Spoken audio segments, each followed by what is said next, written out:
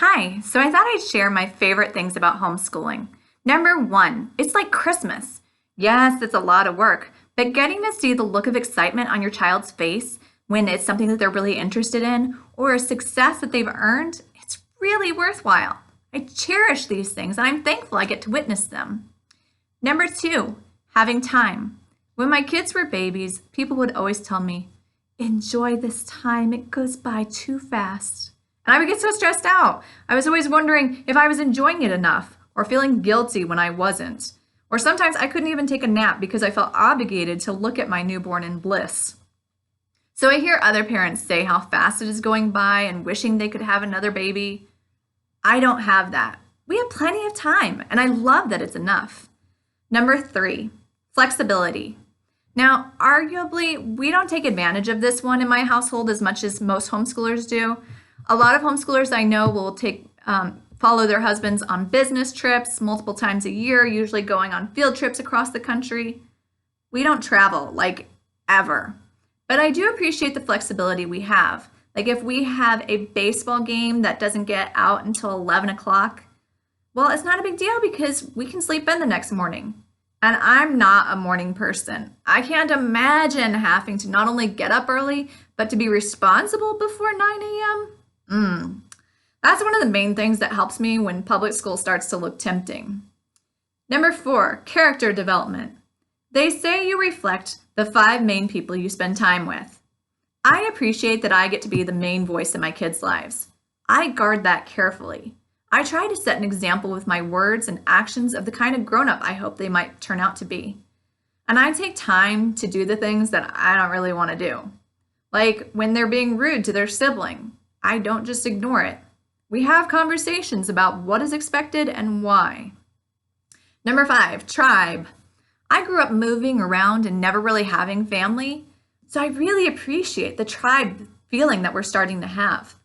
I tell my kids, your siblings are your best friends.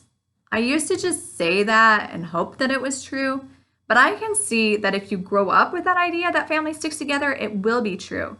Because at some point, your siblings are going to be the only people that have experienced your parents, your family, the things that happened. And so that's a neat bond that nobody else can have. Sometimes spending so much time together is a lot, but like stones rubbing on stones, we all get smoother. The relationships we have make us better. Number 6, protection. There are so many things my kids aren't exposed to, and that can be a good thing and a bad one.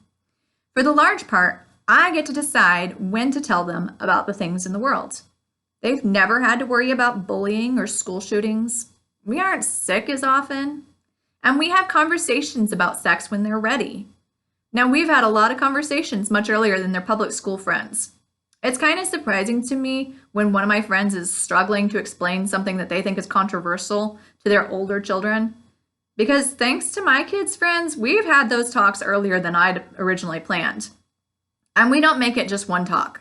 We have many talks at different levels when they're ready. But my kids are able to maintain a level of innocence that I think is pretty neat.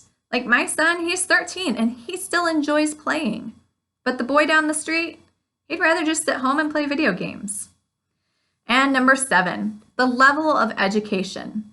It's kind of like when you have toddlers and you can feed them organic baby food. You know they're getting good stuff. And that's the way it is when we homeschool. I know exactly what we're getting covered during school. I've had kids come to our house who are like 12 years old and they think that elves are real. My son regularly explains topics to his friends. And my daughter, she's kind of gabby and she always wants to make connections between subjects. I love that I get to give her the time to do that. It helps her to bridge her information. My littlest one, she infrequently participates.